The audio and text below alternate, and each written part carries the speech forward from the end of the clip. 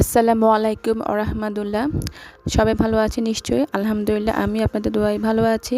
এখন যেহেতু প্রচুর আমরা পাওয়া যাচ্ছে, আজকে আপনাদের সাথে শেয়ার করছি আমরার খুবই মজার এবং হেভি জোসের একটি আচার। চলুন তাহলে রেসিপিতে চলে যাওয়া যাক। আমি এখানে আমরা নিয়েছি 5টা। আমরাগুলোকে আমি পানি দিয়ে খুব ভালোভাবে ধুয়ে নিচ্ছি। আমরা কিন্তু খুবই পুষ্টিকর একটি ফল, কারণ এতে আছে 90% পানি, 4 থেকে 5% কার্বোহাইড্রেট, কিছু প্রোটিন এবং আছে প্রচুর পরিমাণ vitamin C, vitamin B, iron ইত্যাদি আরও অনেক উপাদান আছে। সেজন্য আমরা বেশি করেই খাবেন, যেহেতু এখন আমরা সিজন, বেশি বেশি করে আমরা খাবেন। এখন আমি আমড়াগুলোকে পিল কাটের সাহায্যে চামড়াগুলোকে ফেলে দিলাম। এরপর একটি কাঁটা চামচ নিয়েছি। কাঁটা চামচের সাহায্যে আমড়াগুলোকে খুব ভালোভাবে ছিদ্র করে দিচ্ছি।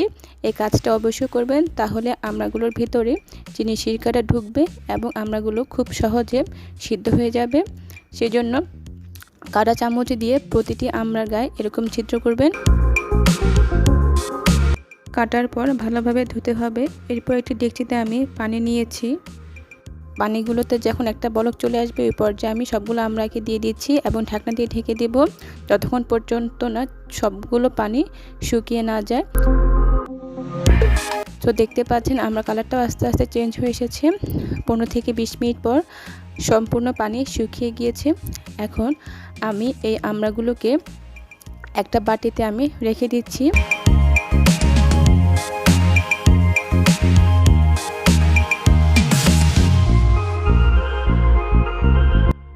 এখন আমি তৈরি করব সিরকা। সিরকা তৈরি করার জন্য একটি ডেকচিতে আমি 1 কাপ পানি নিয়েছি। 1 কাপ পানির সাথে আমি এখানে হাফ কাপ চিনি দিচ্ছি। চিনি দেওয়ার পরে খুব ভালোভাবে চিনিটা মেশানোর পর এর সাথে আমি দিয়ে দিচ্ছি তেজপাতা 1টি, দারচিনি 2টা, লবঙ্গ 4-5টা, এলাচ 1টা বা 2টা, মাঝখান দিয়ে এলাচটা ফালি করে দিবেন। আর দিচ্ছি শুকনা মরিচ 2টা বা 3টা। আমি এখানে 2টা ব্যবহার করছি, আপনারা চাইলে 3টা বা 4টাও দিতে পারেন। এখন আমি চামচের সাহায্যে সবগুলো উপাদান খুব ভালোভাবে মিশিয়ে নিচ্ছি।